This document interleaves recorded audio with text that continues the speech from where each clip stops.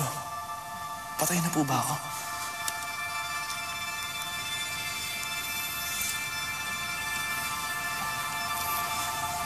Labis ang pangungulila ako sa iyo, Apo.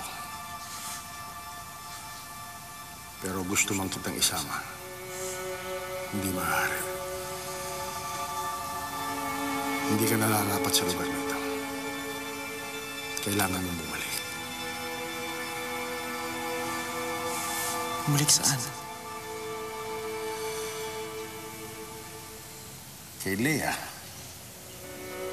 Sa lola mo. Kina Kit at Bobby. At sa ibang pang minamahal. Hindi mo pa oras, Ting. Kagaya ng nasabi ko. May mahalagang gagampanan ka sa kasaysayan ng tao. Kailangan ng mundo si Captain Barbel.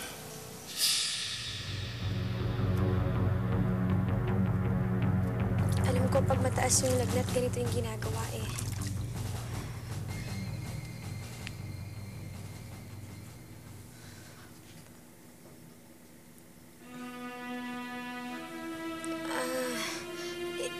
Ikaw na yung gumawa. Hindi. Okay lang, mukhang mas alam mo yung ginagawa mo. Tuloy mo na.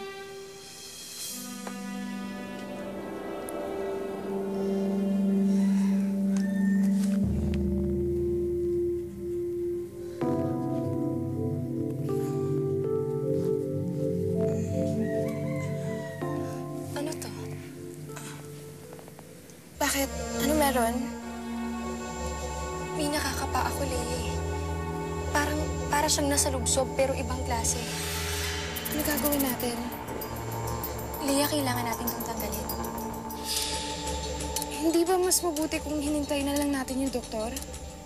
Baka lumala na yung infeksyon bago pa dumating yung doktor. Kailangan natin itong matanggal. Sige. Pero paano? Meron bang ano dito? Plies?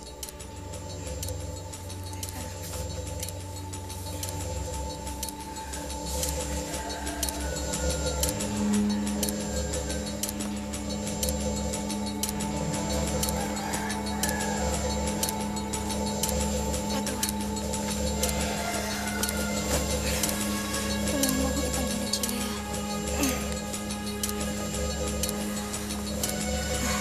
Yan, sige. Ikaw na yung gumawa. Ha?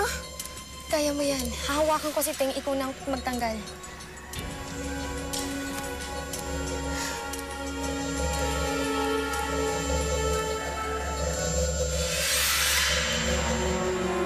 Hindi ko kaya. Kit, baka masaktan ko siya. Ikaw na lang.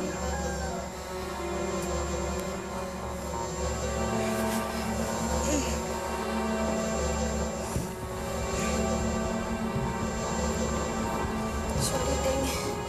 Pero kailangan kong gawin to.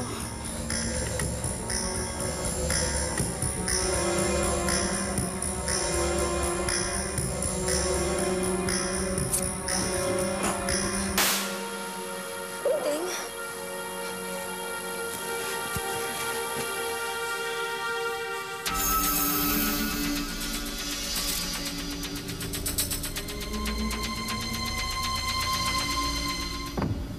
Kailangan mo nang bumalik. Hinihintay ka nila. Lo, sigurado po ba kayo na hindi kayo pwede sumama sa akin? Gustuhin ko man. Hindi maaari. Ayan. Isang araw magkakasama tayo uli.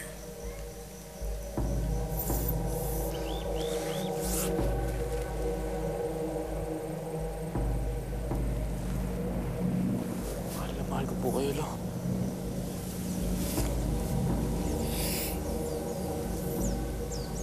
Mahal na mahal din kita, Apo. Ikaw na ang bahala sa lola mo. Sabihin mo sa kanya,